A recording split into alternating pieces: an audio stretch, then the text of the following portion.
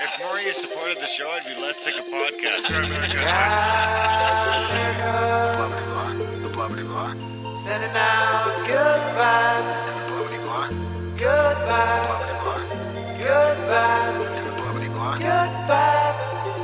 Good vibes. 108 breaths of deep gratitude and prayers for guidance and protection, and put on a didgeridoo and shamanic drumming track, shivers or vibrations and stuff like that.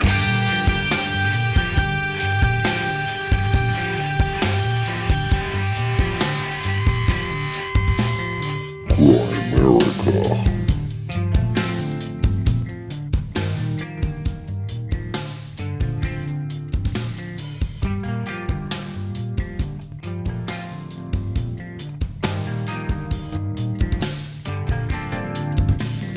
Okay, guys, welcome back to the Grimerica Show.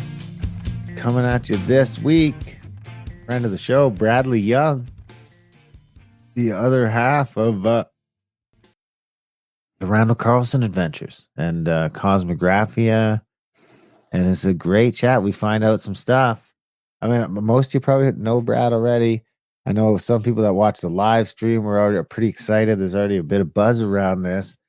Because, I mean, Brad's got some stuff that you might not expect.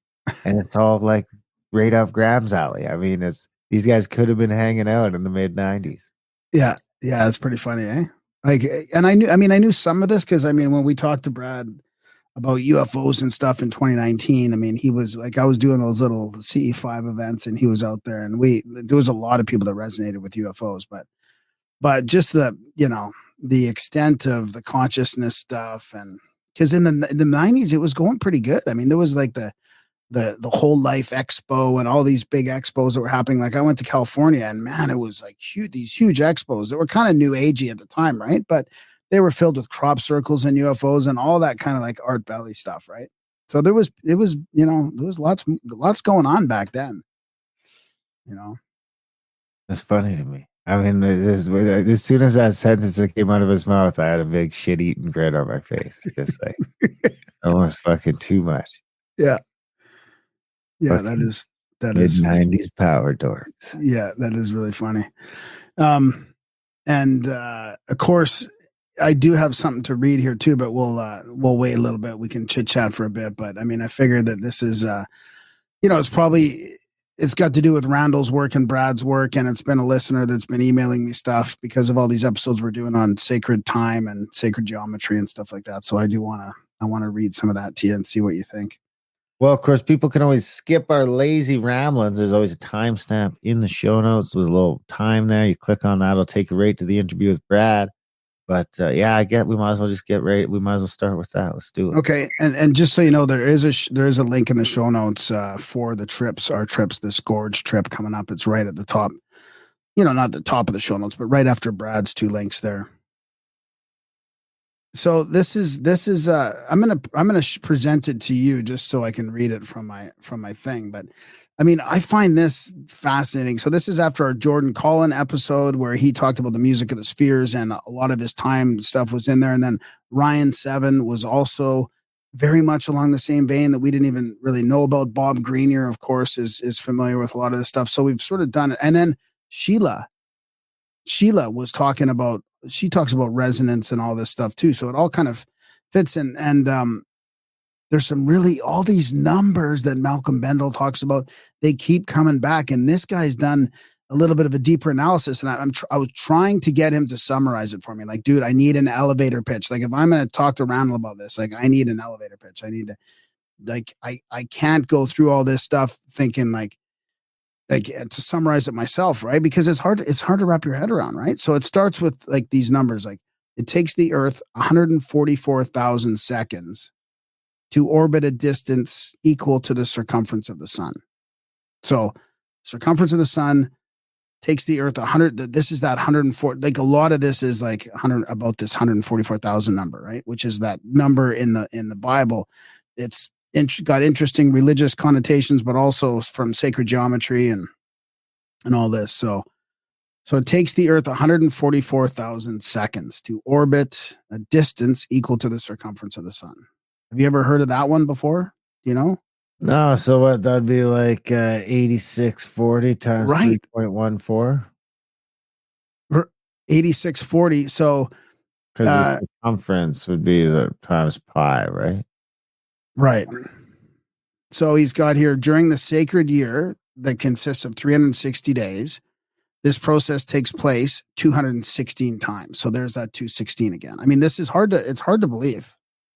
So he's got here, there's that 86,400. So 86,400 seconds per day times 360 equals 31,104 seconds per year. And that equals 216 times 144,000. So these are all these numbers. So that 30, do you recognize that 31,104? Sorry, I'm going to put you on the spot a couple times. 31,104. No. That's the Brahma year. When you talk about all these Kali Yugas and all these Yugas and the Dwarpas and the Treta, that's Brahma. Wrong kind of Indian, bro. And I just did the calculation. Was 60 times 60 times 24 times 360 is that year. I don't think I've ever heard that the amount of seconds in our year, a sacred year based on 360 days, is the Brahma number. Wait. Which means it's the great year of the Hindu Vedas or whatever, right? The year, like I think of it as when it comes to mind for me, it's like the year the universe, how old the universe is. It's the biggest time scale thing that you could think of. How do you is that 13 times 28? No, how do you do a 360-day year? I don't understand how you do this. How are you pulling this off? Well, that's supposedly a sacred year. So I mean, I guess you can't 4 days. Where are you making up the 4 days so that the solstices line up?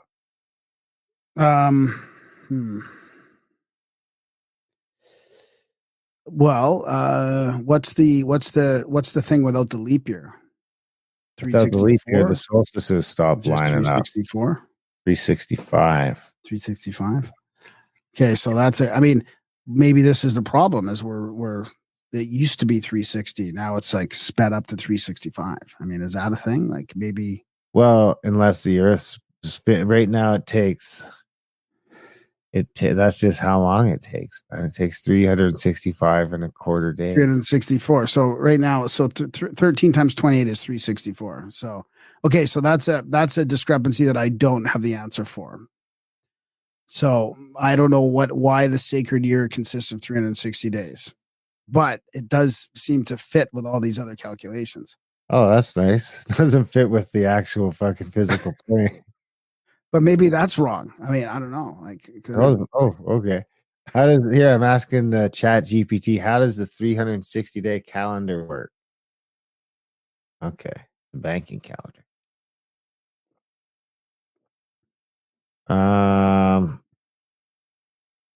I don't see how this works. This is allows for consistent comparisons across financial instruments. So this is not working. I don't know what's going on. This is stop. Huh. I don't know. So let me get back to let me back up a second here because you talked about pi, right? So the circumference of the sun is equal to, this is going into an email where he kind of explained things a little bit better, right? These bonus details that he gave me. So the circumference of the sun is equal to 864,000 miles times pi. This means that Earth's orbital velocity, 6 pi miles per second. 6 pi in miles per second equals 18.850900909 miles per second. Tell him wait. The concept of a 360-day year often refers to an ancient, idealized calendar system used by various civilizations, where a year was divided into 360 days. The system is considered sacred because it was often associated with religious or spiritual beliefs, astronomical observations, or mythological significance.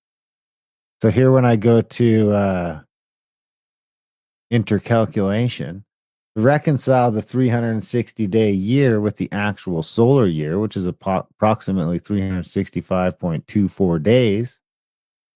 Many cultures added extra days or months known as intercalation. These additional days were often seen as holy days or times outside of ordinary time, further enhancing the sacred nature of the calendar. Well, I don't maybe get there it. was. It used to be 360 days before the shit got roughed up. Yeah. Interesting. Okay, so then he says, tell me you've reason to believe that the biblical number 144,000 actually refers to the 144,000 seconds of orbit. For the first time in history, somebody has figured out a way to combine the numbers 216 and 144,000 and 432,000 in one highly meaningful astronomical context. So down here, I sort of skipped to the summary notes here. Down here, I've collected the necessary background information that will also help you build a picture for yourself. I sincerely hope this will do the confidence that you need. Confronting someone on their own. I don't want to read all that. Some optional background info. So one sacred year has 360 times. Yeah, we already went through all that, which is 216 times 144,000. It takes the Earth 144,000 seconds to orbit a distance equal to the circumference of the sun. We talked about that. It takes the Earth 360 seconds to orbit a distance equal to the circumference of the moon. Did you catch that? So 360 seconds to orbit a distance equal to the circumference of the moon. This process takes place 86,400, there's that number again, times per year. Equals 240 times per day. What? In an actual year or in the made up 360 day year? I don't know. That's a good question. 360. Yeah. I gotta say, I'm having trouble with this whole thing because it's like, it's just made up. Well, what part is made up? I mean, well, it doesn't match anything. It's like they're just picking 360. Okay. Hang on. Let me get back to this. Then. Okay, like forget the three. Because the math works.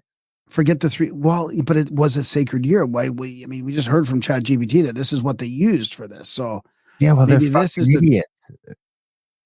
What? Maybe they're fucking idiots. I mean, we can't just go into this whole thing based on something that we can't quantify. No, but all these numbers affect what you and I are looking at right now with the sacred time anyways, right? With all these numbers are repetitive. So they must mean something. So 360 days. Okay. None of that means anything. Conclusion. Hang on. Just forget the 360 for a sec. The number that defines 1 day of rotation in units of time, right? So 1 day of rotation in units of time, 86,400 seconds. Also describes 1 year of orbit in terms of distance, 86,400 times the moon's circumference. What? Did you catch that? I didn't catch it. Okay, let me say it again. You want to talk to the Nevada timeshare people? No, are you kidding me? Oh my God. Conclusion, the number that defines 1 day of rotation in units of time, right? So 86,400 seconds. That's that number. Yes. Also describes 1 year of orbit in terms of distance.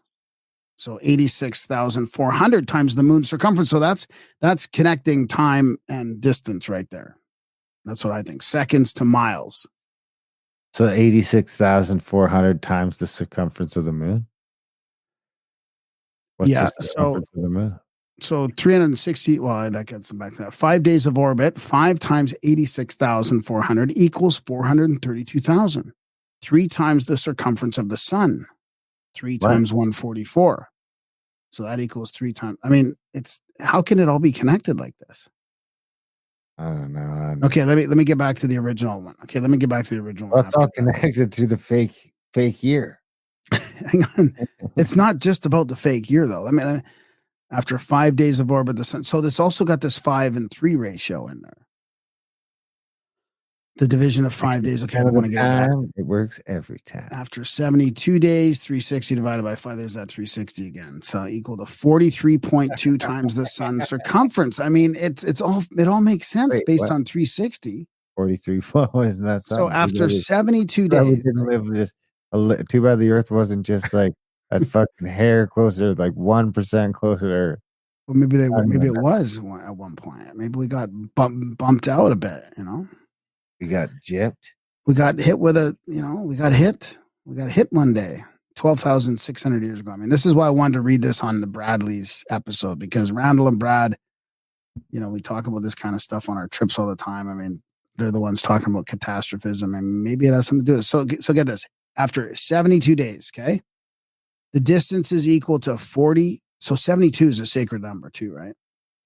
72 or 70? Yes, 72.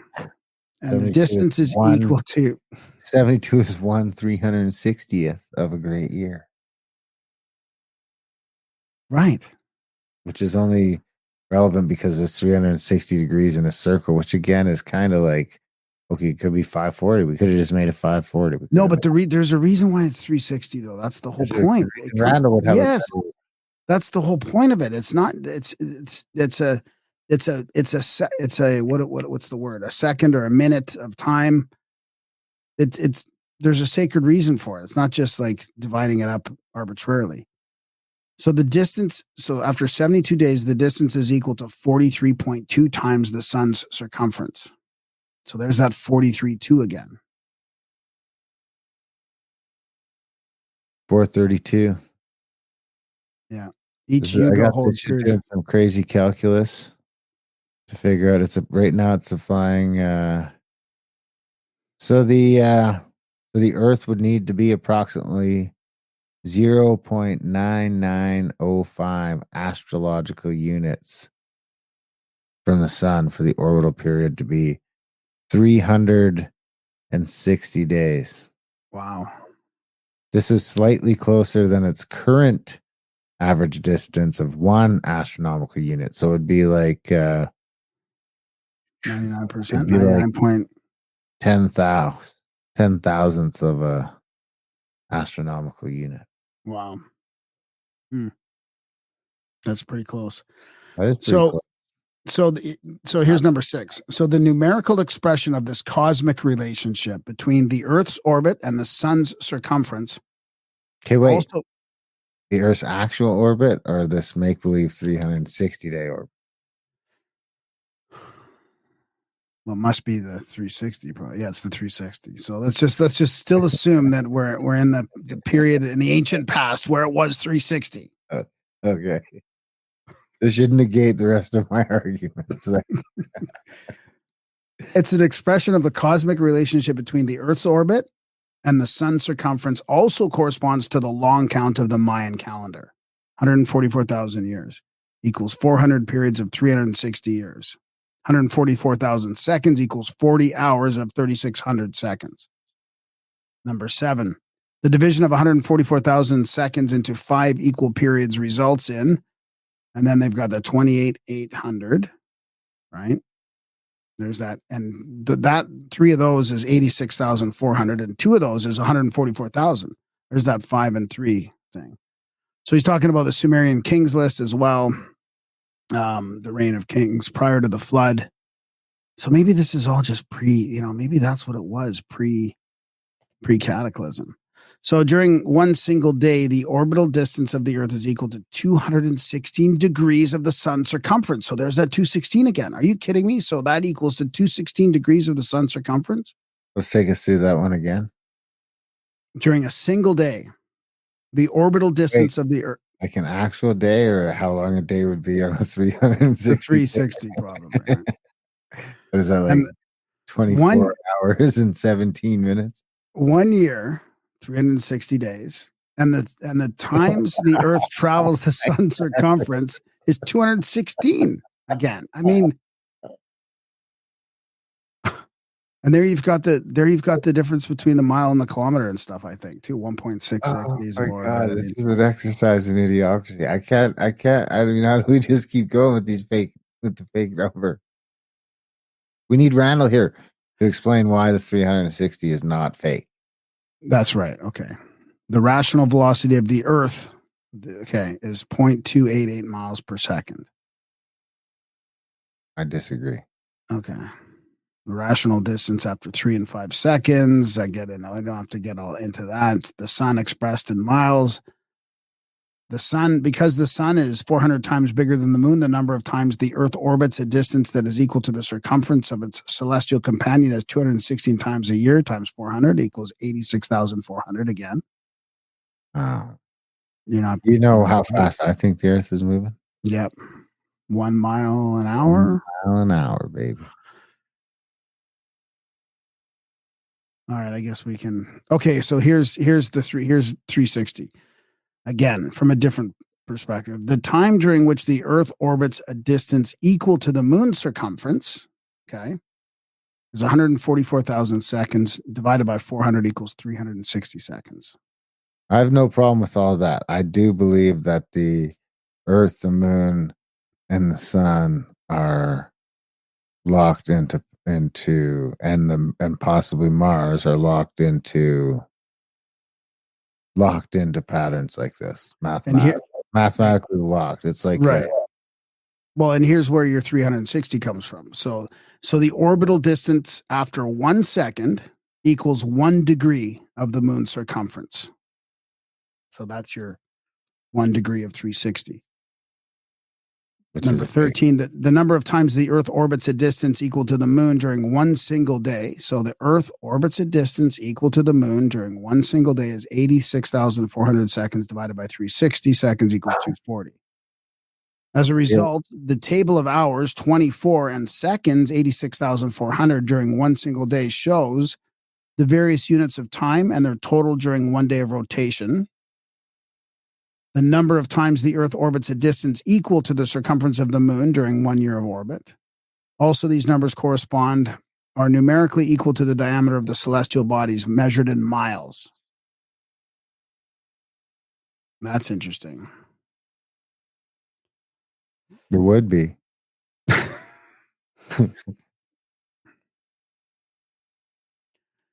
So I'm gonna skip past all this, talking about minutes and the position of the table and all these minutes of orbit. He gets into the minutes of the orbits and 15 days. There's your 360 days. See, that all makes sense with the 360. Oh, doesn't it? Extra days of holidays too. Okay, I'll skip by this here. Using the circumference and ratios, we can now calculate the following: orbit sun 216, sun Earth 109.090909, Earth and Moon 3.66 equals 86,400 again. Conclusion. The number of seconds per day is equal to the product of ratios and dimensions between 4 different objects, circles, trajectories in the solar system. The number of seconds per day refers to the total orbital distance during a sacred year, or 86,400 times the circumference of the moon. So, final conclusion. In the far distant past, okay, let's see if you agree with the final conclusion. No. Actually, before I get to the final conclusion, the biblical number was 144,666 can now be explained from this millennia-old astronomical knowledge. These numbers describe a celestial object and a celestial process, and they can be put into one single calculation, namely, orbital velocity per second times 144,000 seconds equals the circumference of the sun. And the circumference of the sun times 6 times 6 times 6 equals the Earth's orbit. I mean, that's pretty incredible. So, final conclusion. In the far distant past, long before the rise of the Sumerian civilization, there used to exist full unity between the numbers that describe distance, speed, and time, which were laid down and represented by individual units and ratios within the system of time measure. Okay. So if people are interested and want, I mean, I'm pretty sure I can give out his email here. Don Odike, I think. Odike is his name. DABVDT@gmail.com. I'll put that in the show notes. Did you like the ending there? The final conclusion? It was okay. I'm still having trouble with the whole 360. The whole 360 thing. I mean, maybe someone can make it make sense. But even if, okay, but just even if, let's just say it was 360, isn't it amazing all the things that correlate with the 360? Like, doesn't that make you think that something's wrong here? With all, because all these numbers are used in all the other other areas, and other people are referencing all these sacred numbers like the 144, the 216, the 86, 400, the 432. Like, if it fit into the year, it'd be just too much. Imagine the shit you could get away with on days that aren't legally days. I know I can't imagine that. Today's just one of those days. Okay, we can just ignore it. It's not in the calendar. We're just gonna have the day off today. What day did he kill him? Don't know. No day. No day was it? We were off that day. It was a no day. It was a holy day. It's a sacred day. Yeah.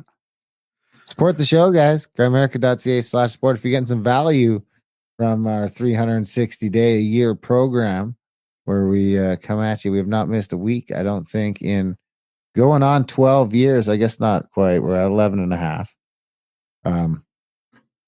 670. I think this is episode 670. Or maybe like more than that even. This is 660. 670. 670, yeah. Because I added it up. We're four away from fake after thousand. this episode, we're 4 away from 1,000 in both shows, I think. Well, you'd understand that. Now I'm going to ruin this for you. Because if you go to the Gramerica Outlawed feed, you'll find that it actually goes backwards after 0. There's some other episodes I didn't know what to do with. Yeah, right. So we're past 1,000 It already. goes to minus 40. So there's another minus. Alex DeCaris and Red Pill Junkie. Yeah. Journey Through Addiction, Vax Rant, Geopolitical. Yeah, there's a Randall Carlson back there too. John and Titus versus the Deep State. Yeah, that's all like minuses. So there's minus 40 episodes before any of that starts. So we're at well over 1,000 if you let Graham add them all up, which is not my idea. It's his idea anyway. GrandAmerica.ca/support. If you like the show, if you're listening to the show every day, if you're listening to every episode, getting some value from it, you're liking it, you're listening regularly, head over to GrandAmerica.ca/support.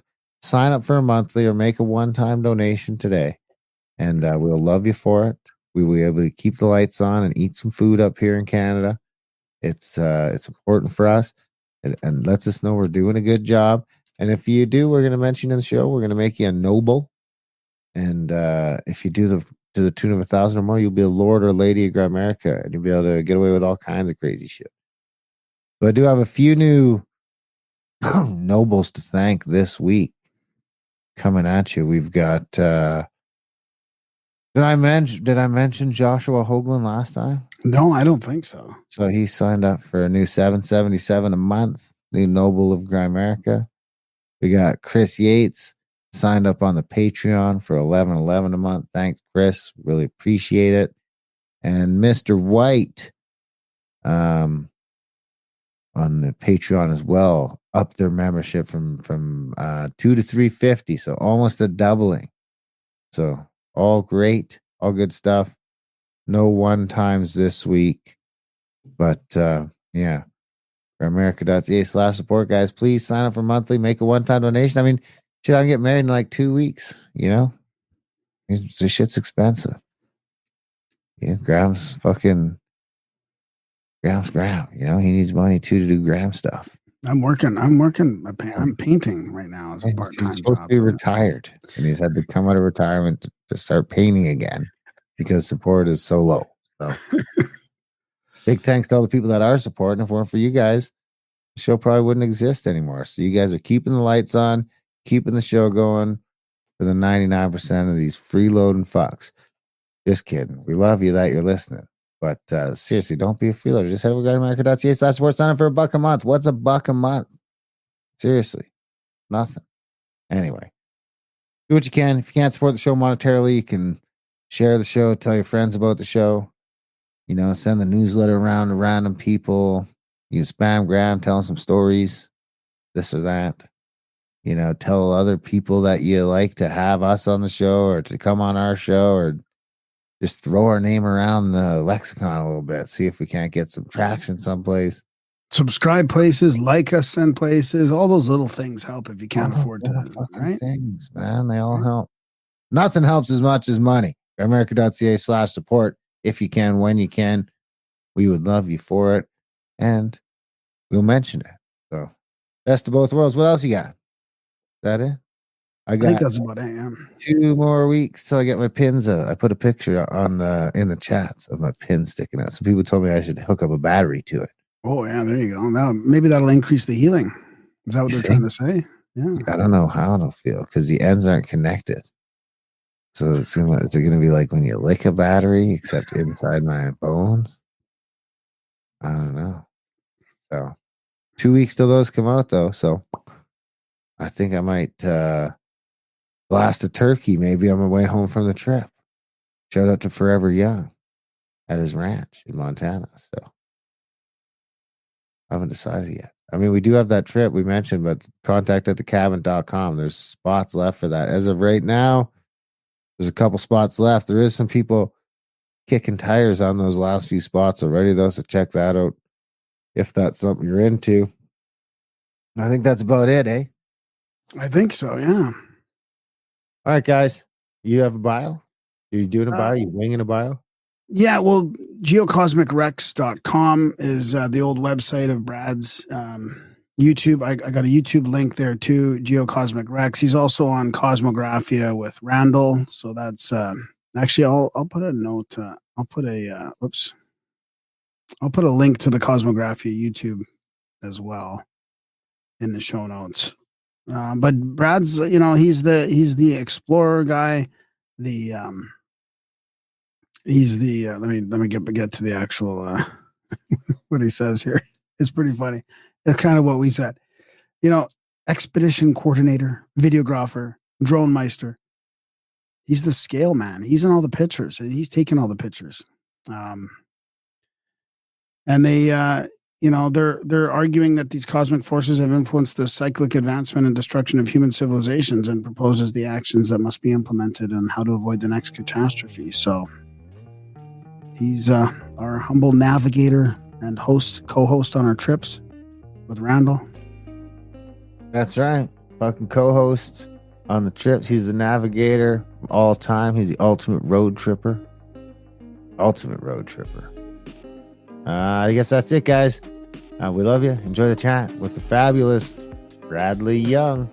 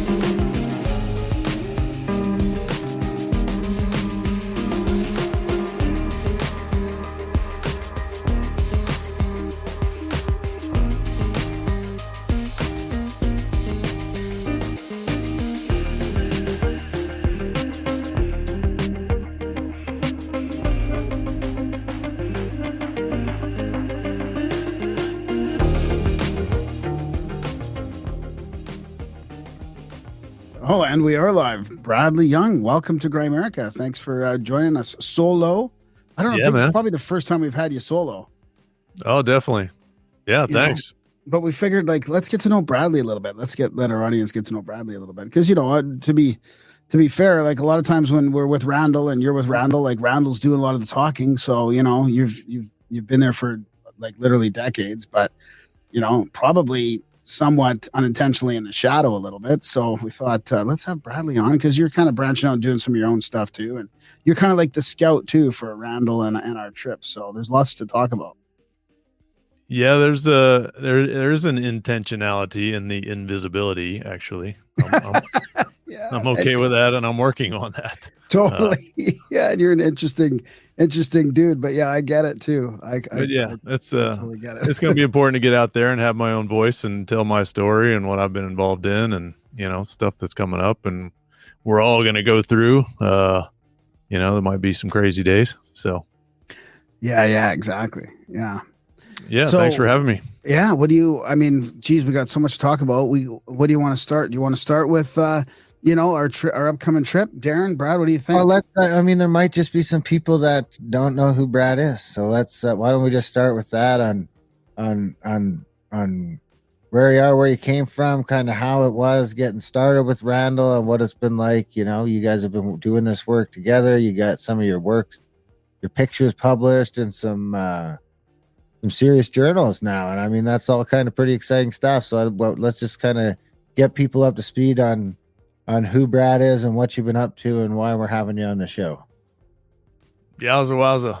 Yeah, well, most people would know me from working with Randall Carlson, and most people know Randall Carlson from Joe Rogan show, which he's been one of the most common and popular guests. And I think he was with you guys probably the second podcast he ever did. We talked about that. You guys did a Cosmographia with us recently. So you guys helped bring him up and 10 years ago. And yeah, it's been a lot longer than that for me though. So yeah, I mean, if we just want to kind of start me with Randall, that goes back to 1996, 1997. But what I was doing at that point is actually coming back around. Had several things going on and met Randall and was also doing some things with Stephen Greer back then, and had an interest in UFOs and how do those things propel themselves through space? Is there interdimensionality going on? What's their power source? Can we have some kind of free energy? And that was kind of my interest early on, and I got into a group that I started co-hosting because the woman that ran it for years was starting to do her own speaking tours and needed some help. So I would help get the flyers printed up. And, this is mid 90s, right? So it's pre-internet, early computer, common public use and that kind of thing. Wait, because I just got a picture. You guys are both doing this UFO shit at the same time then, right? You guys are both like in different parts of the world. You guys are at a very early time when UFOs are still super obscure. Yeah. You guys were both doing the UFO thing. I mean, that's just crazy to me. Were you already into the Greer stuff back then already? I guess you would have known because he was still the guy back then, right? It was, I got introduced to him. It was, I lived in just outside of downtown Atlanta, and there was a Larry King special on live from Area 51. And I looked it up recently, and you can find it on YouTube. And I haven't watched it. But yeah, Greer was on that show. And earlier that year when I was moving in to that particular apartment, I had a sighting. So what was that? When was that? Mid 90s? That probably? Yeah, it was 94. So okay, so hold that up there. Yeah. That CSETI logo with the three circles. Yeah. I've seen it done differently, but that's basically right. Three discs in an equilateral triangle, and they're that dark blue. So that's actually what I saw hovering and moving slowly up Highway 85 as I was going south 85 toward downtown Atlanta. It was three blue discs in an equilateral triangle. And I was like, man, what the heck is that? It was Easter weekend. Had a Pearl Jam concert that night or the next night as I was moving in. So I had, been staying up late nights, packing up, blah, blah, blah. So those are the times when you're kind of, more sensitive to odd things somehow. So yeah, I see these discs and they're like, oh, is that those balls they put on the wires hanging across the interstate? No. I've never seen that. I've been down here many times. I'm going south. They're coming north. And I'm like, just I got my sunroof. I could see them out the sunroof, but they look flat. There was like no dimensionality to them. They weren't like physical craft ships. It was just some kind of I don't know, a projection or something. But anyway, they kept moving. I kept moving the opposite way, and I could actually see them in my rear view mirror. And it was just three lines of reflected light, but still in that triangular formation. So that was, pretty wild. Do you think it was one of those big black triangles, but you were seeing the corners of it? No. I never had that thought. I saw something later that said telemeter discs, and whatever the heck that is, that like resonated, but I don't know if that's what it was or what a telemeter disc is that I could describe to you. But yeah, so anyway, that's how I made the connection with Greer, and then ended up that Greer was in Asheville, North Carolina, which is like 200 miles from Atlanta. And yeah, it was just kind of I knew I liked North Carolina. It's hilly, like where I grew up in Western Pennsylvania. And thought I would move back up here because I did not like the huge city of Atlanta. I grew up in a really small town. So anyway, yeah, we're getting farther back than I thought. We're going to take more than an hour if I run through all my UFO stories but I mean, and it's Greer days and because Darren's right. I mean, this is like these are my like membership cards going back to the mid-90s. So the guy that was running our CSETI group out in Vancouver was hanging out with Greer, and that was when Greer was doing the disclosure thing.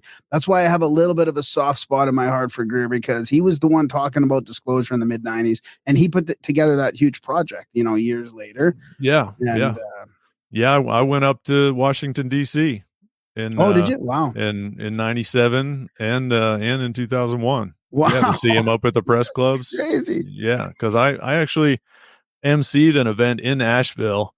I don't remember which year it was. I really wish I could track them down. I talked to his wife quite a few times and wanted to get the video of me emceeing, because there was like 600 people at the auditorium on the University of North Carolina in Asheville up there. So I had actually, it was, and I need to double check this, and this is crazy because I hadn't really connected it, but it was right when the Phoenix Light hit in March of 97, right? I was going to ask that when it was in relation to the Phoenix Lights. It was right on top of it.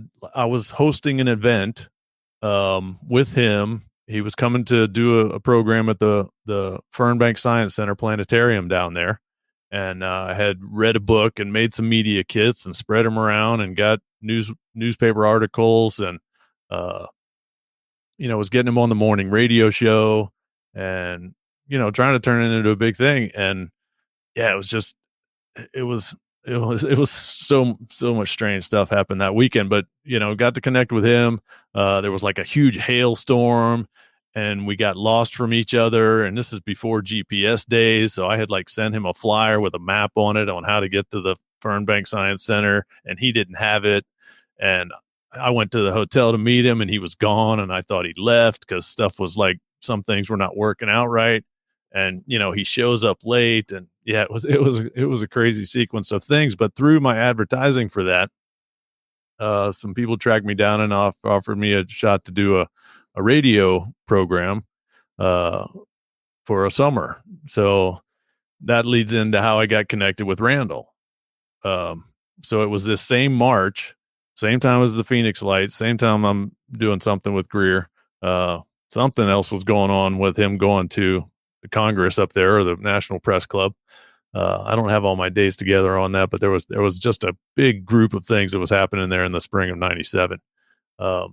So also Hale Bopp was coming through, or had just come through. So that's when Randall Carlson had his documentary Fire from the Sky, not Fire in the Sky, which is the Travis Walton story. Randall's documentary was Fire from the Sky, which they played on TBS and CNN for, it seems like a decade. Every time there was some news about an asteroid coming by, a near miss or something, it was on CNN. It was like Randall Carlson has a documentary from the mid-90s. Yes. What? How have I not fucking seen this yet? This is like the season of reveal. What is happening? I need to find this now. Well, it should still be on the GeocosmicREX YouTube channel. I never went back. I guess I never went back in time into all that stuff. Now I got to find this. That is, it's a worthy watch, definitely. Yeah. So, man. Yeah. So, he was, because of Hale Bopp, he was coming to speak at this group that I was helping host. Right. So, this was after the Greer event. And I had met Randall because the sacred geometry guy I was working with knew Randall as a sacred geometry teacher locally, also in Atlanta. So he had announced, I'm working with this new guy that's really going to be able to help me out. So Randall had heard of me, and we can tell that story some other time. More of the details of where we met at UFO conferences, and the guy that I was working with that was studying consciousness and the monuments on Mars, and deep stuff, to jump into for a mid 20-year-old there in the mid 90s. So Randall spoke to this group in May after Hale Bob came through, and after the event, Greer event was March, and so I followed through and did this radio show that summer. It got me to write a bunch of things, and I had contact with people that would be good guests because of this monthly forum group that I was helping organize. So in the planning for my radio show that summer, I had a guy back out, and like last minute, so I needed a guest. And this is again when Art Bell is just getting out. Coast to Coast AM was getting huge, right? And so it was totally modeled after Art Bell, that kind of stuff. So anyway, I had somebody bail out on me as a guest, and I called Randall, and he's like, "Well, I had never done that kind of thing before, but I think I'll do a lot more of it eventually. Yeah, let's try it out." So he came on and did the show with me on a Thursday night. We recorded it. Well, actually, they were live on those things too, but I have tape recordings of them. And the next day, I went in to meet his brother at the job site, and I started working for him. And then more or less instantly became their electrician, and ended up, instead of 3 months like I initially said, I'm going to go up to Asheville and do this radio show, because there's much more at that time new agey, you'd call it, type audience, or cosmopolitan or advanced, or however you want to woo woo, people would call it some these days. But they for a long time called Asheville the Sedona of the East, right? So, and that's where Greer was an emergency room doctor. So I was going to head up there, but ended up really being 3 years I worked with Randall before I actually finally moved away. And it was honestly a Y2K thing that I was like, I'm not staying in Atlanta through this thing. This could be crazy. I'm getting out of here. So this is my final push to move to the mountains, where I'm much more comfortable, back to Asheville. So yeah, that was the initial connection. So that was 97. Started going, being a carpenter with his construction crew. And it wasn't long, pretty much immediately, because he was already doing every Friday night classes with a group of students. He had a room he rented at a church, and just did his homeschooler classes there. But on Friday nights, he'd have one of these Randall esoteric lessons classes, like, again, some of the videos on the GeocosmicREX channel. That was 10 years before those even. So he was just starting to organize his things. He was trying to write books at that point, but this is pre PowerPoint. He's got like slides, the old carousel slides with the images on there, drop them in and click through those things. So that started going. And then he was doing a monthly workshop in Asheville, and I would drive him up there and meet the people and hang out. And that was at University of North Carolina. And yeah, that went on for several months, over several years. So it just, I started getting all this information that he was putting out, and he's like, well, we need to go look at some of these sites. Let's go out. There's this place in Washington. Well, I've never been out there, but I went out west to Utah to ski when I was right after college. I was like, man, I love it out there. The naked mountains, the exposed rocks. I just, I knew I loved that. So I was like, okay, let's go. And we were just hooked immediately. It was obvious that something catastrophic happened there. And what he would do would have the scientific papers and stuff that J. Harlan Bretz had written, a century ago. And we'd go and find these places that they were writing about. And okay, here's the photo where there it is right there. Let's go make an assessment versus what they say what might match this other story of the catastrophic water flows from Canada instead of this lake over in Montana. So it just became obvious that there was a lot more to the story than the common science was admitting to. And it's one of those things that there's not a way to make money from. So most of the guys are doing it on the side, just as kind of a hobby, because it's interesting and it's beautiful territory. But it's not like there's nobody's digging uh, oil wells or anything there. It's just kind of a human history and Earth history curiosity. That some of the geologists, professional, the USGS people even, were doing it on the side. So it's like, it, there's something bigger here. There was a lot more water than what they're proposing from this lake in Montana. So anyway, I got totally not obsessed like Randall, but really loved going out there, and we knew immediately that this is something people should see. We want to do tours, and we talked about that from really the very, very beginning. So yeah, it's cool. It took some other organizers, took you guys to show up 15 plus years later for us actually to get out and get people in the field with it. So yeah, we can roll back around and talk about what we got coming up here. Well, hang on, because I mean, there's way too much to skip over there. Because I mean, we've come so far with everything has come so far. I mean, UFOs, even the whole UFO field. I mean, I was shocked when we did our first tour with you guys. It was 2018. In 2019, yeah, Memorial in Colorado, and yeah. and like how realizing that you were into UFOs too back then, and actually how many people we meet on these trips that have a UFO interest is phenomenal to me. Totally open. Of course, to it, yeah. I was the weird guy, for the since 1990, I guess, in all my groups, not in a bad way, but you know what I mean. And then also, but how much technology's changed the way, you guys have you were carrying around probably like paper articles and stuff and looking at, and now like you guys are looking at this landscape through all kinds of computer lenses. And now it's very obvious from it's so much easier to show people too, from a computer standpoint. Like, so that's all changed. Ufology has all changed. I mean, what's your thought, just like at a sort of high level, from being involved in 2001 when this huge disclosure project happened, and then 9/11 a couple months later, ufology was kind of pushed to the side conveniently, but now it's reared its ugly head back up for everybody to pay attention to. Like seeing guys like Joe Rogan and Peter Thiel talk about it was pretty weird to me. It's like come that far, right? Where now anybody can talk about it openly and they're not being ridiculed anymore. Right.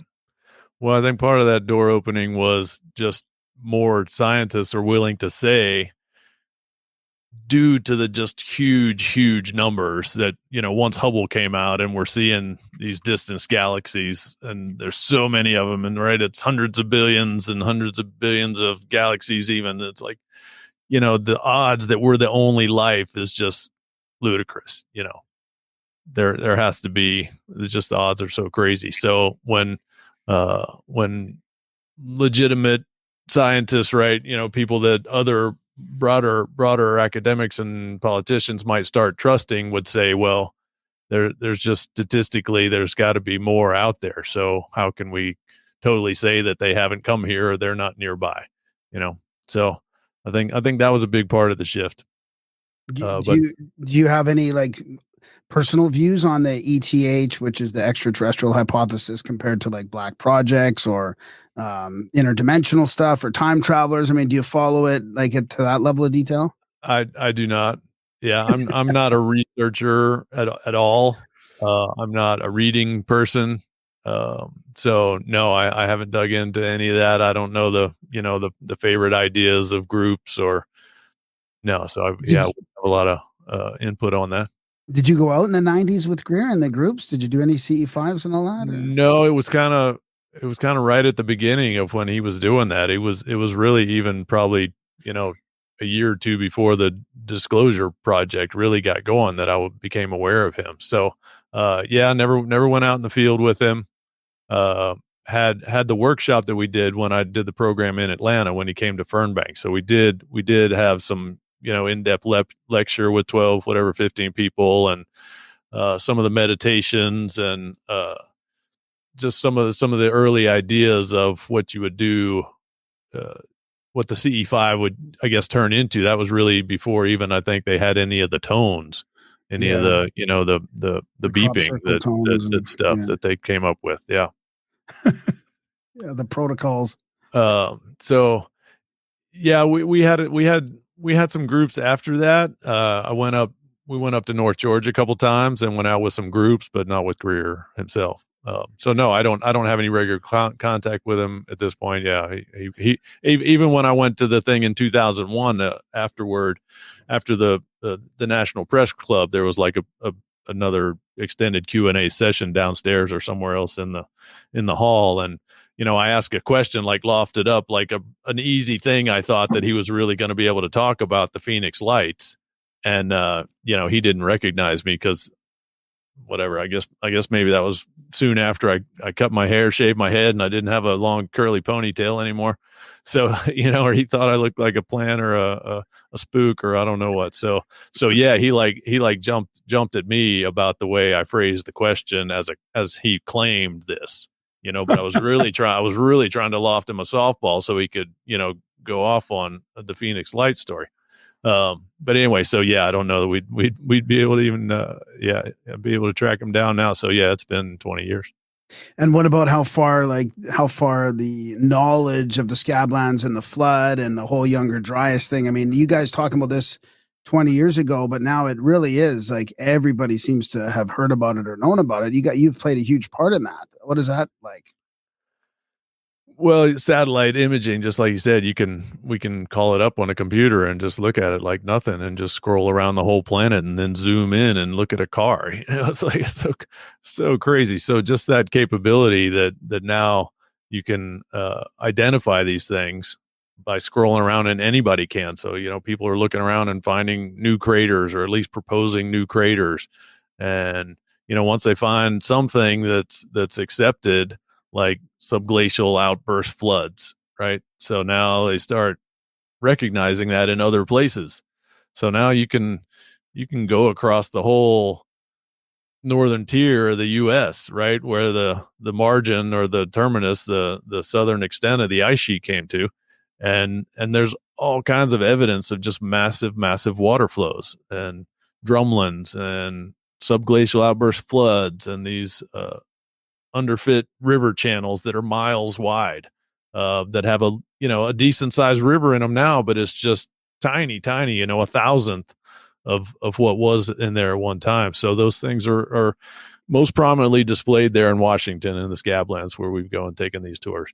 But they're across Montana, they're across the Dakotas, and Minnesota and Wisconsin and Michigan are known, for their glacial features. And I'm actually, doing the thing I love here. And you mentioned the scouting, right? So I'm heading on a recon trip up into New York, this weekend, or this week now. This weekend's over now. But yeah, I'm heading up to see pretty much the most dramatic drumlin field on planet Earth is up in upstate New York between Lake Ontario and the Finger Lakes.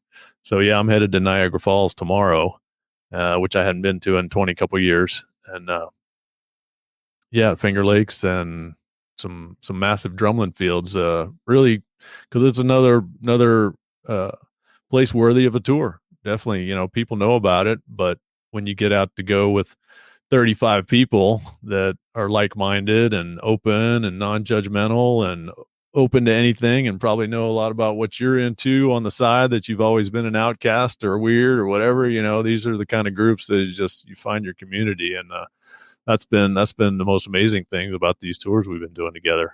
Yeah. In addition to the landscapes and the beauty and just the amazingness is just the connections of the people. But also just from a cultural standpoint, or like a social sort of, I think that even the term Younger Dryas now, like you and Randall are almost, like, I would say you guys are almost responsible for that becoming so popular now. Like, it really, everybody's heard of that name now. And I know Randall and Rogan has had, but you guys have been together, have played a large part in just bringing that to everybody's consciousness, Well, that sounds awesome. People need to know about it. Yeah, it's what we like look at as the curtain, blocking us from seeing our human history that goes deeper than that event, because it was so catastrophic that pretty much anything that was around more or less got washed away. It was like, okay, let's erase the board and reset here and start over. So yeah, it's it's been a joy and a journey, and you know, I'm not the only one out there. Randall definitely on Rogan has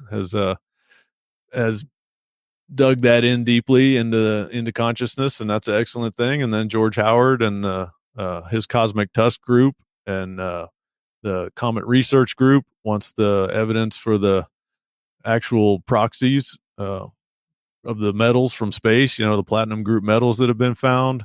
Once those have been discovered, you know, it's really taken off at that point. And you know, I remember literally seeing the fire lit under Randall's butt when that happened. You know, he was so excited. He started building a website. You know, his brother got much more involved. You know, just people started listening because he had something, or we had something to point at.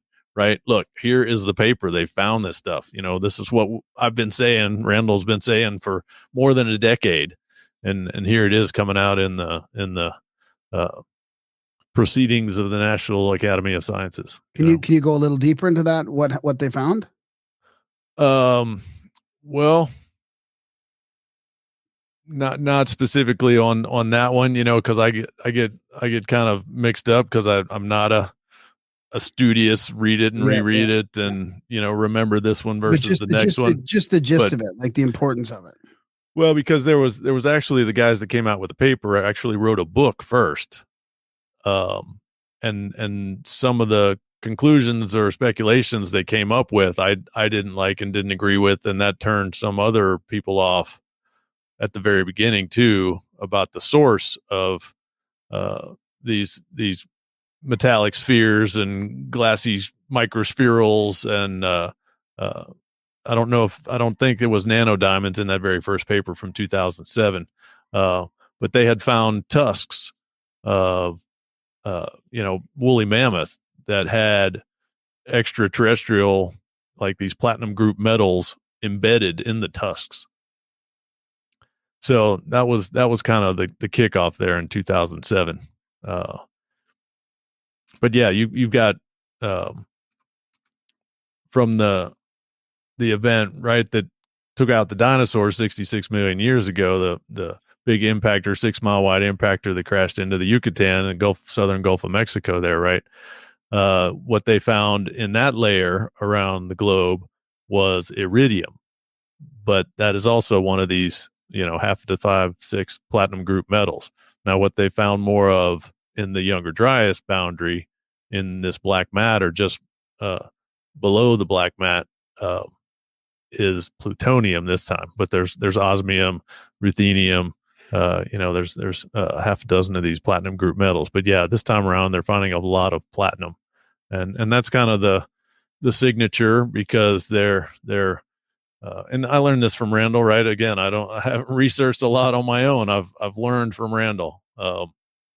So they're siderophiles, right? They like iron. Iron's heavy, so these platinum group metals are heavy.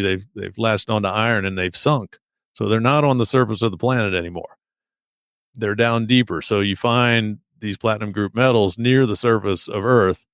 They've been delivered from space somehow, and you know, generally on a rock, right, or a big hunk of metal, right? That's then deteriorated as it entered and as it impacted, and you get these tiny little bits of these metals that are left in the layer near the surface. Yeah. I mean, that's the other important part about the research, is that it kind of you know, it highlights how fragile we are with this specific type of catastrophe. You know, it's not like you know, incremental global warming that we should worry about. It's more about like, hey, there's impacts that have happened not too long ago, and they've changed the planet completely. So exactly. And you know, the big factor, and this is what Randall talked about at the Cosmic Summit this last time, and he's talked about it a lot, but it shows, you know, the critical importance that he places on it, is the Tunguska event, where this rock exploded right like 5 miles up. So the blast wave from that created 800 plus square miles of damage in the forest, and you know, in Russia. I don't know if it was all the way up into Siberia, but you know, north of Lake Baikal. deepest lake in the world, actually, right there. Holy shit, 800 miles. I never realized it was that 800 square miles. Yeah. So, and it's 100 years later, and you can hardly see any evidence on the ground that it happened. Right. So these air bursts are erased really fast. So our ideas, scientists' ideas, the surveys are probably way underestimated because they're only looking at the stuff that's left a mark in the ground and they can still find it. Right. These air bursts, they could wipe out a city. Uh, it wouldn't leave a lot of evidence. Yeah. So yeah, they could be much more common. And as we can track It could be things that happening are over the going. ocean all the time. Yeah, right. Rogue waves could be some kind of an impact event, but they've got the detection equipment now because they're watching for incoming nuclear missiles, right, and explosions and stuff. So they released something maybe it was 2 or 3 years ago now about how many of these explosions had gone on in the atmosphere that they're listening and watching for, but they're not. It's to not start a global war again, right? Because of some false alarm, but it's actually a rock from space that's made this huge explosion up in the atmosphere. So there was like hundreds of them, so it was like way more. But again, these are not coming down far enough to impact the ground or to affect the ground. But it does tell you how full of junk and rocks and this leftover debris from back to the formation of the solar system really is still, floating around there at tens of thousands of miles an hour. Yeah. So Darren, it is a legitimate danger and something that could wipe out, an area that would kill agrarian production for a year even. That just has huge, wide, dramatic effects. yeah. Darren, do you got any questions? Well, that kind of brings us up to the present day and what we're going up to now. So, I mean, you've been sort of scouting this stuff from coast to coast. Where does this gorge tour? I mean, I'm excited for this gorge. I mean, I think the waterfalls, the landscape, it really is probably. I mean, get me wrong. Idaho, Montana, that's all beautiful terrain. Up around Flathead Lake is very nice, but I get the sense that this is going to be kind of, one of the nicest ones because we're in some real nice territory down there. There's kind of waterfalls all over the place, and the Columbia just gets bigger and bigger and bigger.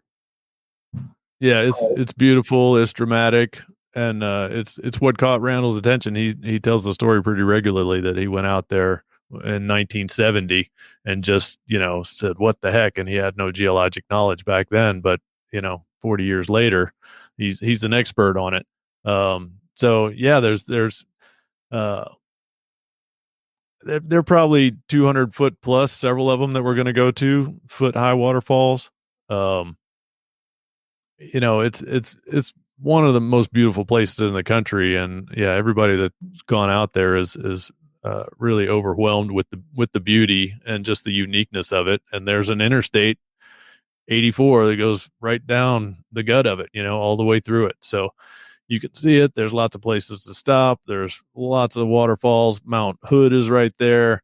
Some of the other Cascade volcanoes are on the Washington side. You can see at some points. Mount Adams, Mount St. Helens is about a 2-hour drive from down in there. We're not going to get over there. Yeah, it is gorgeous, right? Down in the Columbia Gorge. So yeah, it's cool. You're going to spend some time there. That's even afterwards. Is that the gorge Randall was talking about when he was talking about his existential experience on Joe Rogan? No, that was not the existential. I think there were 2 or 3 of those, but yeah, they were up in Minnesota or the Dakotas, South Dakota. I think one of them was where he got like rushed by a herd of buffalo as he's sitting down there in a storm. Yeah, no, but he had a buddy that he drove out there, and he's told some stories on the GeocosmicREX podcast about getting stranded in the rain and sleeping under a picnic table with his buddy, and how they hitchhiked back, and yeah, man, he was one of those late '60s hippies, man, that lived it. yeah, we're all benefactors of his mind expansion that he did, and a bunch of others did back then. So yeah, that's we're gonna spend 3 days in there. We're gonna start up in Spokane and take a couple days to get down there. Since this is the inaugural tour of this Pacific Columbia Gorge, we're gonna add a few things in. I've been several times without Randall, and I've been able to make some connections and set up some private property accesses. So I want to make sure Randall can get to those. So the people that join us on this first Columbia Gorge trip, contacted the cabin event, more or less part 3 of the Cordillera and Mega Flood series we're doing. We'll get this unique tour with Randall this one time. When we do it in the future, we'll probably just stay in the gorge and not do this first 2.5, 3 days. So yeah, this is kind of a special one, a unique one. Yeah, one of the big features we've only been to on one of the Scablands trips is called Wallula Gap, and it's a mile wide gorge through the Horse Heaven Hills there, where the Snake River comes in, joins the Columbia River that more or less wraps around the Columbia Basalt Plateau there in eastern Washington, and then it passes through this Horse Heaven Hills. It's about 3 miles long, about a mile wide, probably 800 feet high, and it was kind of the choke point or the bottleneck that backed up a lot of the floodwaters. And then, we're going to see some sites that are evidence that it looks like was probably closed off, like dammed, like a hydraulic dam. There was so much debris and ice and trees and sludge and just junk that's been, washed over, rushing 200 miles or more south, right? All got plugged up in this one hole in the mountains and backed up an 1,100 foot deep lake. So one of our stops, and we talked about this also on our cosmography episode with you guys, that it's going to be a harvest moon, and we've been prodding Randall to do a moon program. So it's actually a full moon the night that we're going to be near Wallula Gap. So we're going to go to an overlook that's like 1,300 feet in elevation. So it's right above the level of where this Lake Lewis backed up. Will be above where the water level was. So that's going to be pretty dramatic. I hope the weather. I always have to have a couple nights that I put my orders in on high to get the weather to work out and the clouds to part and those things to happen, so we can see cool astronomical events. And I've been pretty fortunate with that. So I got to put my orders in, and everybody, please, that's going with us, I'm going to do that when we have our Zoom call in a couple weeks. That's another thing. Everybody gets a couple hour long personal lesson from Randall, and we'll go over the logistics and some of the itinerary and what do you got to expect when you're on a tour with us. So that'll be that's another perk of getting into these tours with us. Yeah. What do you got? I know you're working on some other ones. What are some of the tours that you're working on right now that we can look forward to coming up? Well, this one's gonna kind of be a bit of an experiment. Like I said, we're taking 3 days to move across some territory, and the one I want to do for the Bonneville flood, we would do the same thing. So I just want to see how smoothly we can do this with people having to pack up every day and move their stuff.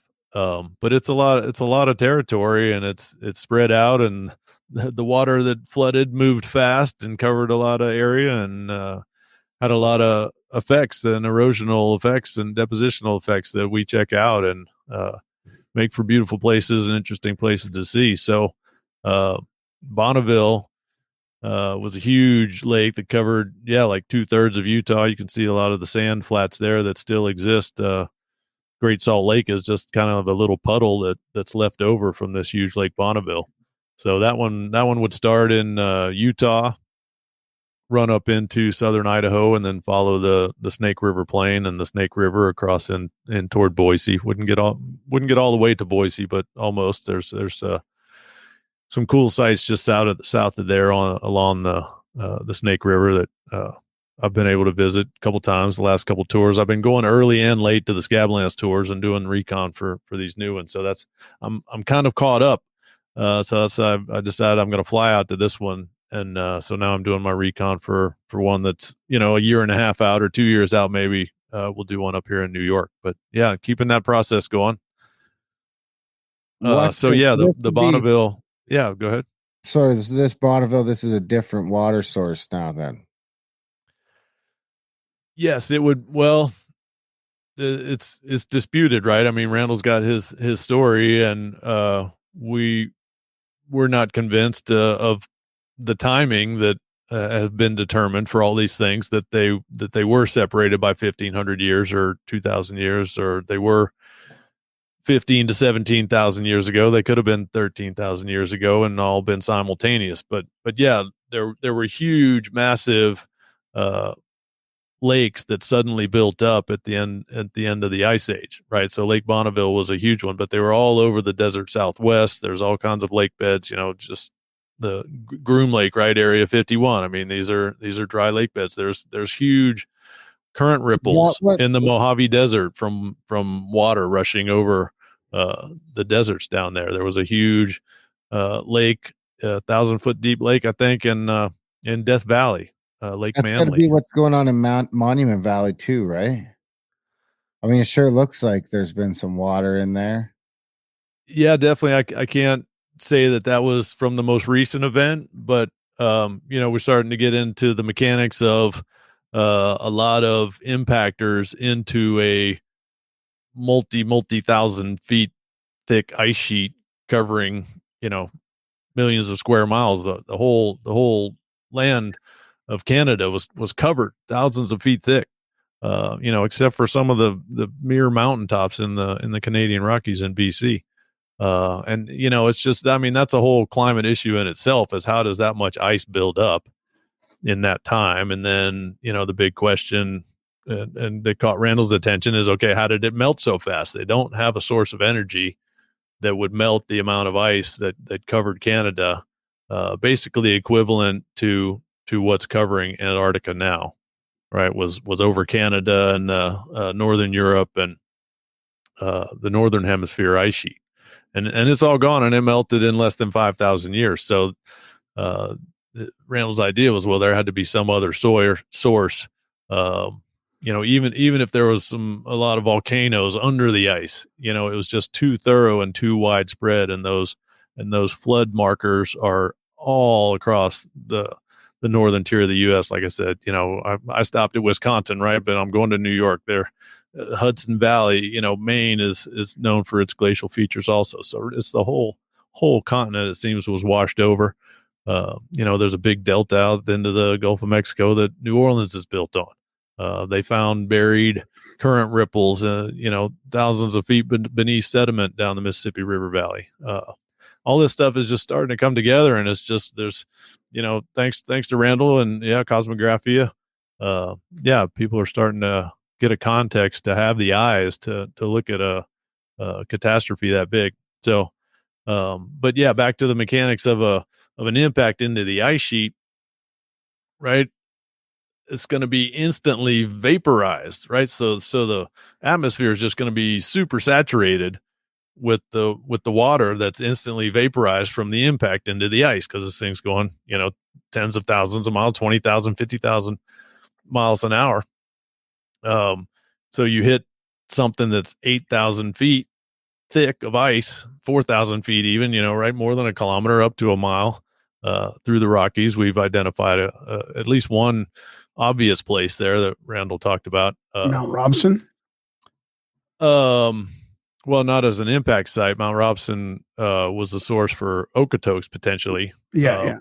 But yeah, the I know which one you're the crazy topography up around Prince George up there.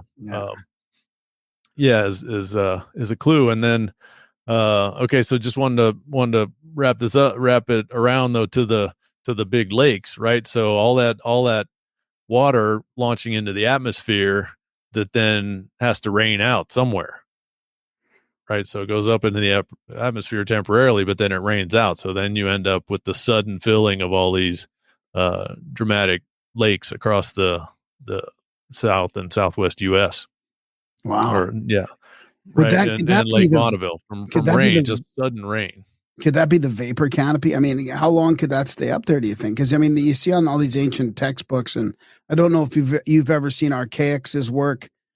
He kind of disagrees with the Younger Dryas being as old as it is. He thinks that there was a cataclysm around 2259 BC. There's like 4 ancient texts. I think it's 2239 or 2259 that say the vapor canopy collapsed. Like, so it's like something collapsed out of the sky, and the whole atmosphere changed, which seems like almost like what you're saying, but you're putting it back at in the Younger Dryas time frame. But it's interesting that sounds like the creation of a vapor canopy. Yeah.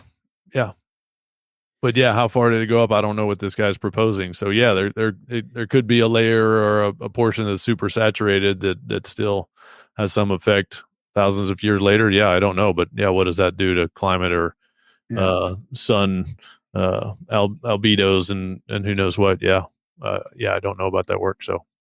Because when you mention like 4,000, I mean, it really puts into perspective like that deep. Like if something that big hits something that deep, I mean, where's all that going to go? Right? It's just going to go. Yeah. Yep. Yeah. It's kind of crazy to visualize. Yeah. Huh. Darren, you got any questions? Well, I'm wondering what the kind of New York landscape looks like. Is it sort of headed in the other direction? It must be like, because that New York stuff I've heard, this has got to be a different impact, right? Yes. Well, there's and we just recorded a show. It's not out yet. But yeah, we looked at the Finger Lakes and I actually did release a video that's on the revealing the cosmic grail that Randall's done, and he actually is talking about the Finger Lakes and Lake Ontario at the start of that video. But yeah, there's a depression, the Rochester Basin in eastern Lake Ontario, and the Finger Lakes more or less, they radiate from that center point in that Rochester Basin, right? So they're kind of radial, and if you trace them back, and this gets into Carolina Bays, right? The ellipses from all the Carolina Bay depressions are radiant. They're aligned, but over a wide area, they all converge back over the Great Lakes somewhere.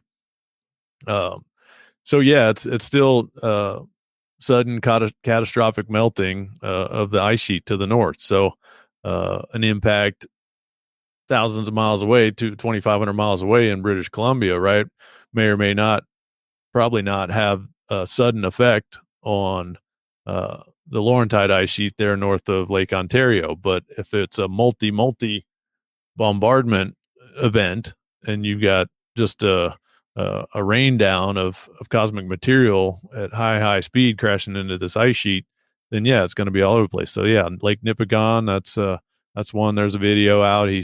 Randall has definitely proposed that as a site. He did a program there at Pagosa Springs on our first tour, showing the what he feels is evidence. And actually, honestly, that's what I've always looked at. I've linked the Carolina Bays, trace them back to Lake Nipigon, not Lake Michigan or Saginaw Bay in Michigan. I've gone, but I haven't done all the math and the physics. What about Hudson Bay? Where I lined it up. What about it?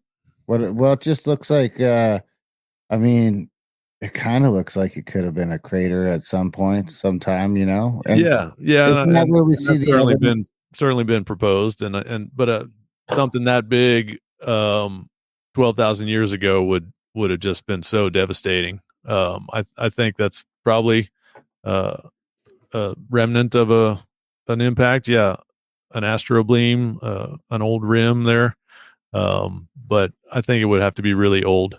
I don't think it's related to the recent one.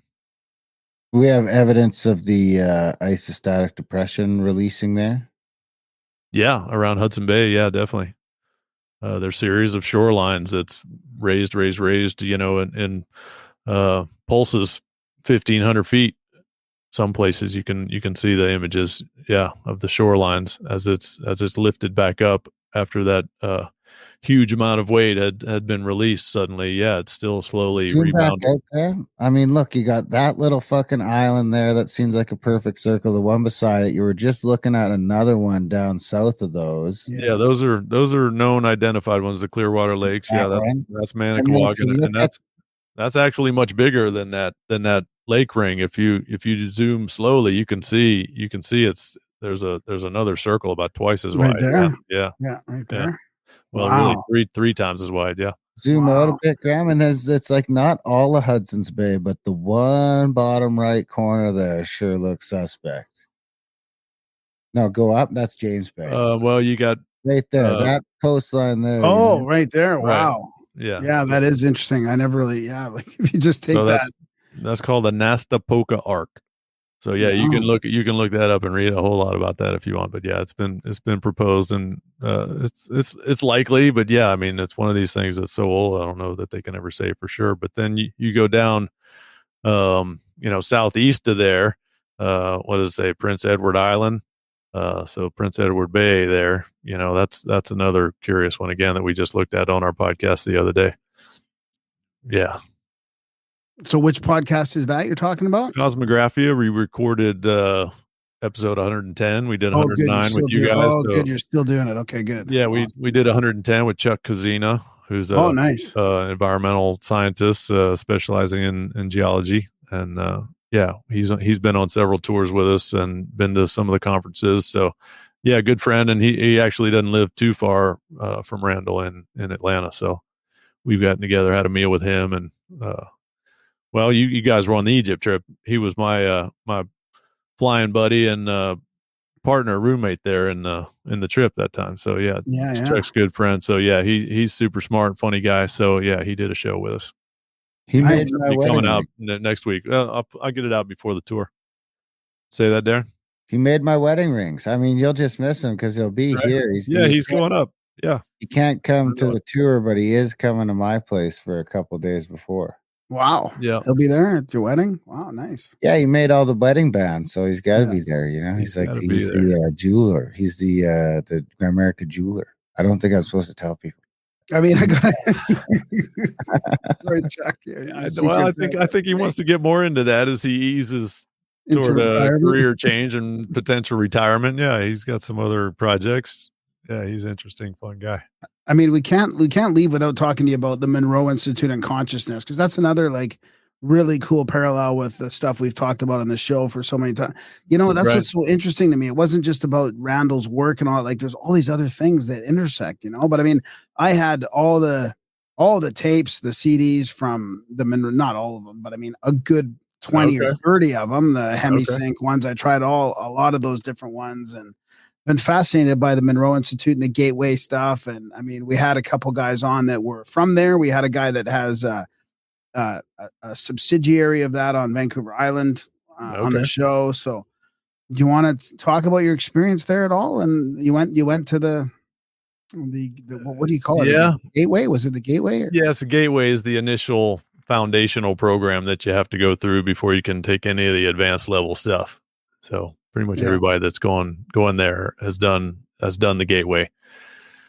What's your thought after a couple months of after it settling in a bit?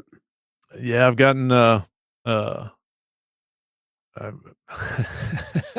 I'm still integrating. They say people can take months or a year or to really process all that they went through. Not that I went through that much, but there's a lot going on anyway. Otherwise, globally for everybody, it just happens to be timed with when I was able to go there.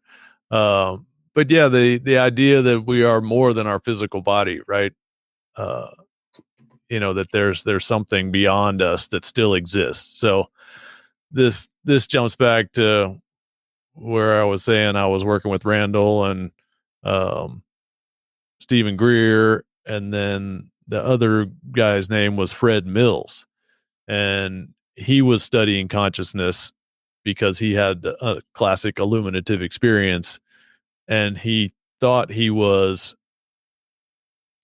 helping it happen, and he thought he could recreate it, and that other people could then do it, and then that would basically change the world if everybody understood that they have a consciousness, an intelligence that exists beyond our body. That there's whatever that gets into, higher dimensions or non-locality, and all kinds of things, and that's really why I'm jumbling a bunch of stuff up here together, but that's why I'm looking at having my own podcast start up here after the summer, is to talk about some of this, or a lot of this stuff, because getting back to, okay, I was working with Fred and focusing on these consciousness ideas, and why I met him is because I was working on global peace projects when the Olympics came to Atlanta. I had met up with several people, and was doing several projects with leaders that were having a global Global Consciousness Network community. Global. No, they were just they were like building things like peace walls or peace poles, or things like that. That was two of them that I met the people and we're working with in Atlanta. May peace prevail on earth. And so yeah, what he thought this higher consciousness would lead to was, a peaceful planet.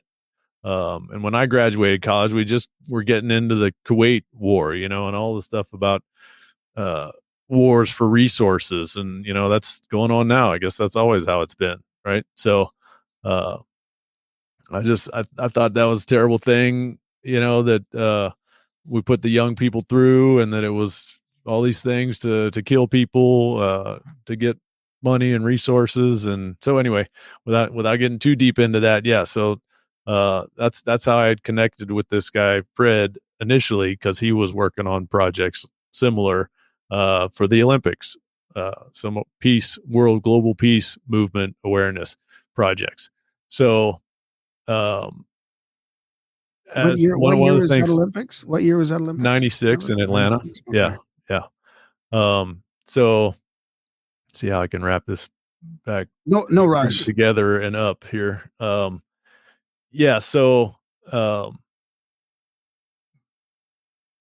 doing the Monroe Institute has brought me back to those things I was considering back then, right?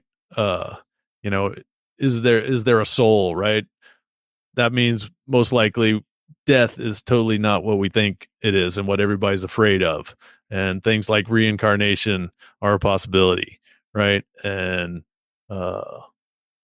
remote viewing starts to make more sense, and interdimensional beings and ETs and Akashic records and the plasma physics, and a lot of other things start opening their doors possibly. But we're focused in on this 3D zone.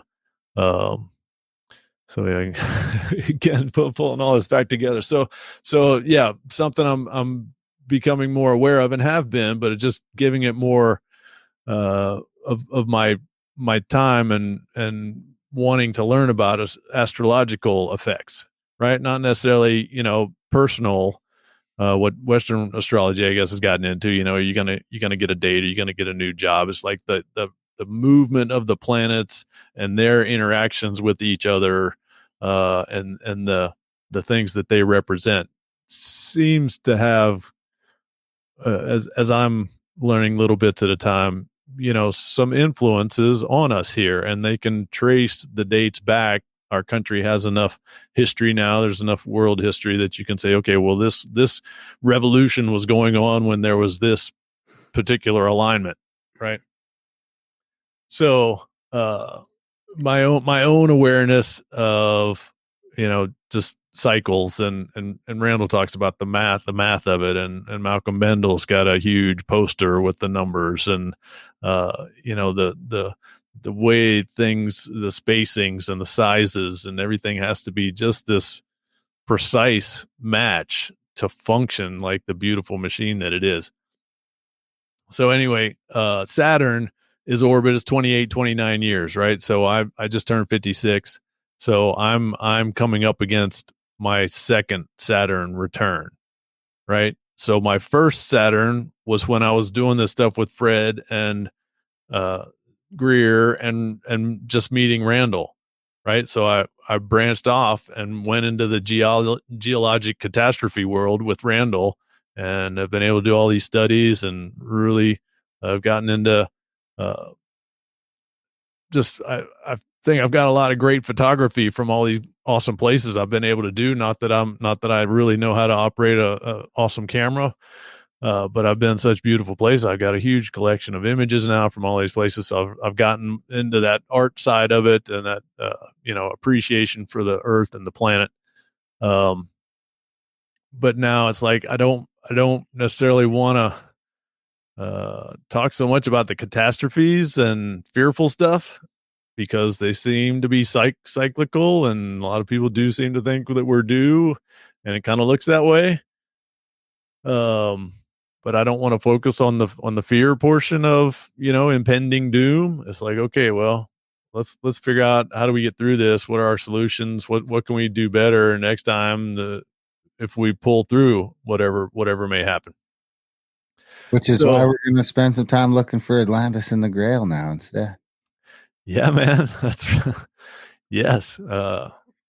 You're on it. So that's part of me starting the podcast is where I was going back to with this next round, right? I'm getting back to where I was one Saturn cycle ago when I was working with Fred and studying about this stuff and working with Greer. It's coming back around. So that's interesting. Yeah, I didn't realize that. Yeah. So I'm still in my second Saturn cycle. No, you haven't hit the second one. Well, yeah, you're not complete with 2 yet. Correct. Well, I'm just coming up on it. And I started the podcast almost right around the start of the first one. When you were 28, 29. Started the second one, you mean? Or? Yeah. When did we start the podcast? It must have been 30, right? No, it might have been more like 32. Yeah, it might have been more like 32. Yeah, a lot of people, look back and realize they have major shifts at those times, 28, 29, and 56, 58. Yeah. So then another thing I became aware of is the U.S. is now 1 plutonic year old, and I guess I said this on the podcast with you guys when we were on Cosmographia. So yeah, just the things that the U.S. is going through now on its first birthday. One 248 year orbit of Pluto, and the things that it represents. When you start listening to some of these people that have a lifetime of study into astrology and the influence of the planets on us here. Yeah, so lots of wild stuff, lots good things to talk about in the future, and as I talk myself into doing a podcast, things to talk about there too that are new. And so you keep Cosmography going as well? Well, that's the idea. Randall wants to. I'd like to. So it's just it's gonna. I think that's a good idea. Yeah, just stay alive. But yeah, we don't have a particular exact format to it. We have talked about honing in on some more specific subjects, but we got to the point where it'd been like 2 years of climate change, and I said, Randall, we gotta move on here. That's too much. So he's continued on with some of that on his new show on Rumble.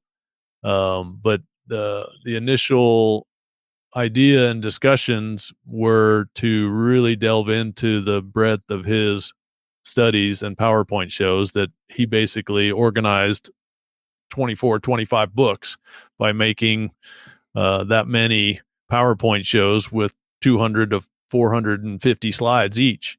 He's got all this stuff, and it was like, okay, well, let's just give you a chance to go through these programs and present this stuff. Exactly. And we just didn't get very far. But what we did do was extraordinary. And, I don't know, we haven't gotten a badge or anything, but I keep getting emails from a good pod, something that says, Cosmography is the number 1 geology based podcast all time. So it has gotten a lot of traction out there in somebody's eyes. I don't know who can track all that stuff, but we want to keep that going. But yeah, there's so much esoteric knowledge that Randall has that he hasn't really jumped into that deeply, and I've kind of been pressing him to. Good. And it does seem that he's on his own, just kind of coming to that idea that it is time to do some more of these discussions. So it's always got to be our own idea at the end of the day. We could get pushed and nudged, but we're not. It's got to be our idea. Totally. Yeah. Yep. Exactly. So what's it called? You're going to do the aware state, maybe? Yeah, that's what I had come up with. I did a little newsletter. In '92 was actually the time that I had this thing come to me, and I wrote a bunch of stuff. It's like, well, if people were aware of these, we'd have a different view of life and our potentials in the future. Yeah. So that's like the most basic definition of consciousness, right? Is the mind state of being aware, right? Or an aware state. Yeah. So what's your podcast going to look like? Are you going to interview interesting people, sort of the science of consciousness kind of stuff like that? You're going to sort of get into a little bit more of the spiritual side of things, or? Yeah, I don't. You're going to talk about it. You talk about stuff yourself, or? I think there's a lot of it's developing as I realize, this is something that's come back around and come up and I kind of dropped it before, right? So it's like timely in my own path and journey here. There's time to so yeah, still coming together, but at some point you just got to jump in and do it. But there's so many other availability of interviews with the experts in the field, but it's still one of the great mysteries. Like, what is consciousness? What is our mind? How do we operate at these levels? So yeah, there's a lot of stuff I would get into. And I'm not going to rattle off a list right now, but I'm coming up with some things, that I think there's not much out there or not enough out there that I've found that could fill in some holes. And again, about following up on as things move quicker and quicker, what other people are experiencing and what we're going to have to do to get through this evolution, because it does ultimately seem like that's what it is. Our species is evolving. And what's it going to take to get through that successfully, this transitionary craziness? Yeah. What about GeocosmicREX? Well, that's that originated as research expeditions, right? That's what REX is, REX. It's acronym-ish, research expeditions. So that stuff will continue. There's still more classes. There's still a huge archive of Randall classroom and workshop videos. I'm hoping there's going to be a way to have those more professionally produced than I've been able to do, because I just don't enjoy that tedious time at the computer. But it's such great knowledge, again, that he's not presenting anywhere. So that there is a quite an archive of hundreds of hours, actually, still to be brought forth. So yeah, when Earth and space collide, is GeocosmicREX, and it's also a homonym for wrecks or accidents, right? Collisions. When stuff hits the Earth, things get changed suddenly.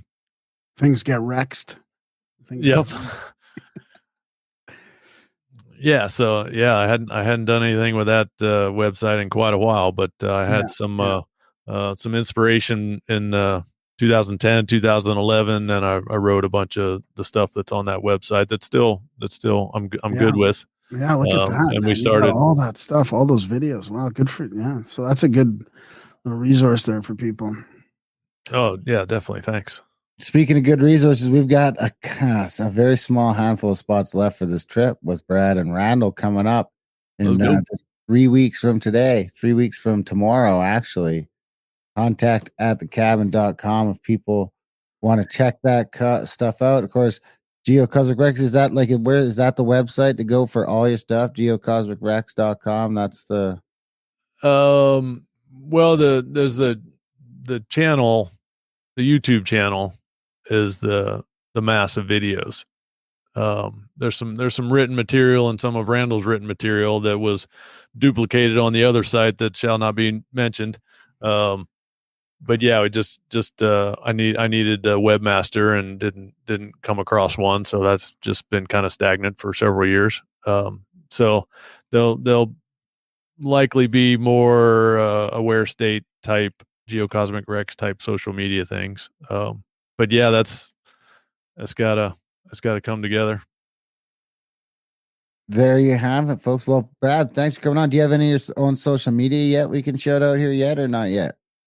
I just don't operate it. So yeah, there's the YouTube channel and there is a Facebook page, but I haven't done anything on the Facebook page for a couple of years at this point. But yeah, never been on Instagram. Don't do TikTok. Haven't been on Twitter in a couple of years. Yeah, it's just no time. You're not missing much. Well, that's what I've heard multiple times. So it's there's some good things, but there's also the distraction factor that I don't feel like I can use the time for. But at some point, stuff has to be shared, and those are good ways to share things. But well, look Brad, at that. This has been fantastic. We know you're traveling, so we appreciate taking some time out of your weekend here to come on the show tonight. We're going to speed line this. We're going to speed this out. So this is actually going to come out tomorrow. We'll throw an intro on it.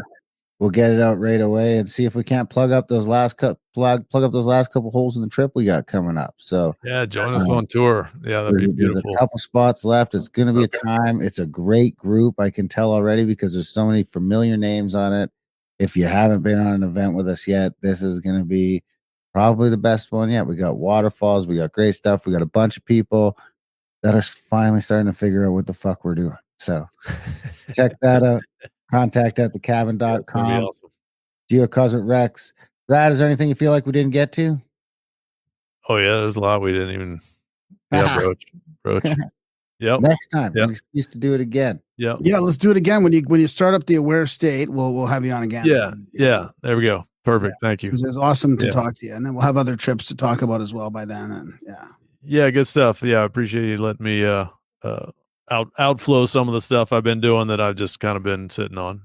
Yeah, appreciate you guys. Yeah, can't wait to see you out west there. I'll see you in Spokane, and congratulations to you, Darren. Enjoy your day. I'm not going to be there, but I'll see you soon after. All right, brother. This has been great. Enjoy the rest of your night and come back again soon. Cool. Let's do it. Yeah. Hi, guys. Ciao. And that was a chat with the enigmatic Bradley Young. What do you think? Oh yeah, well, fantastic. I like the Greer surprise in there. It was fantastic. Yeah, people in the chat were like, "Oh, this is." There's a few more rabbit holes. Surprising. Yeah, I feel like we could do a whole UFO show with Brad now. Yeah. And and we could do another whole show on the Monroe Institute. I mean, we could do a few shows with Brad now. Of course, big thanks to Brad for coming on the show and for doing all these events with us. I mean, we really have. Brad's one of these guys that we've just had this amazing time with the last 5 years, going to some of the coolest places in the world. Yeah, he's the guy. He's the go-to guy. He's the scout. He's the navigator. He's the one leading the whole pack, man. He's the one that's running it, basically. You know, we got to go to Egypt with them, Utah. I mean, was he at the Petrified Forest? I think he was. Yeah, I think so. Yeah. I think all of them. I think Brad's been like all of them. The first time I met him, we ate some mushrooms. No, I see him. He wasn't at the Petrified Forest. The first time I met him, we ate some mushrooms under a huge train bridge on the Columbia River. So here we are, fucking 10 years later, 5 years later. No, it is 10 years later because that would have been the 2014 trip when they came scouting up in Canada. So big thanks to Brad for coming on the show. Big thanks to you guys for listening. Even bigger thanks, guys. Of course, if you're one of the few, the 1%. That choose to support our work here in Grimerica, our magnum opus, if you will, grimerica.ca/support. If you're getting some value from the show, it seems free because it's there. They're all free. All the shows are there for free. You can get 670 some episodes now, all for free. Must be free. It's not. It's supposed to be value for value. But we're going to give you this show in the hopes that it adds some value to your day, to your commute, to your work day, maybe to your workout, whatever you're doing, wherever you're listening to the show. Let us know, Spamgram. Let us know where you listen to the show, why you listen to the show, and support it. America.ca/support. Become a noble just by signing up for anything or doing any donation ever. And become a lord or a lady by crossing that $1,000 barrier. Of course, all that stuff is explained. Maybe it's not explained on the website yet. We should probably update that. Grimerica.ca/support. Sign up for a monthly today. Help us stay on the air, guys. Of course, head over to Grimerica. Outlawed.ca if you want to check out our other show. It's a little more controversial, a little risque. Adultbrain.ca for the over 100 audiobooks we have available now. Contact at the cabin as mentioned for the trips. Other than that, we love you guys. Thanks for listening, and we will see you next week. I'm walking gingerly through the rat race. Take a look at the big old smile on my face. Kicking around down by the pool of narcissists. The people are many, they preen themselves, oh how they navel gaze. Somewhere over that hill, the gloomy skies cease to exist. I'm climbing that hill, I pass by and pity the poor Sisyphus.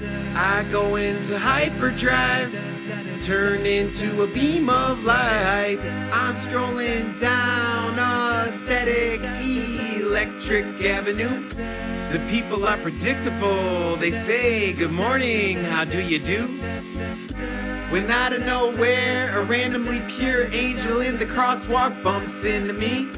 And in doing so, knocks all the evil and all the wind out of me. And it's black as tar, ugly as ever, and of no apology.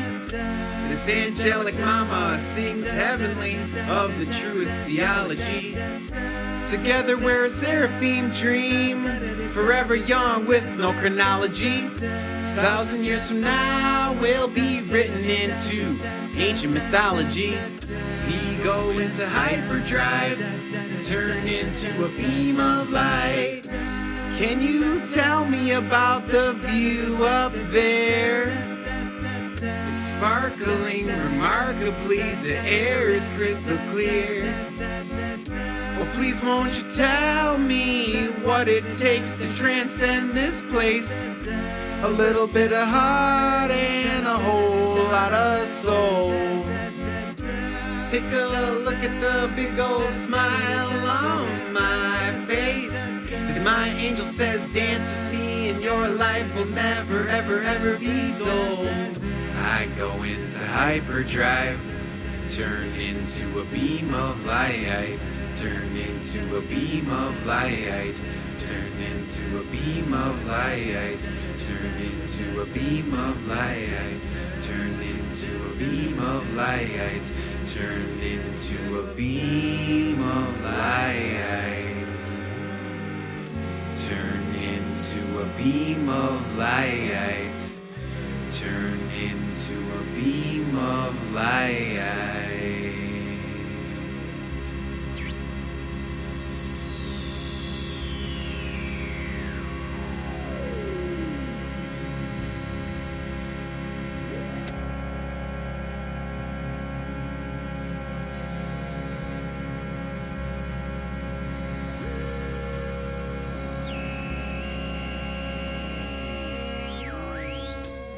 Bye.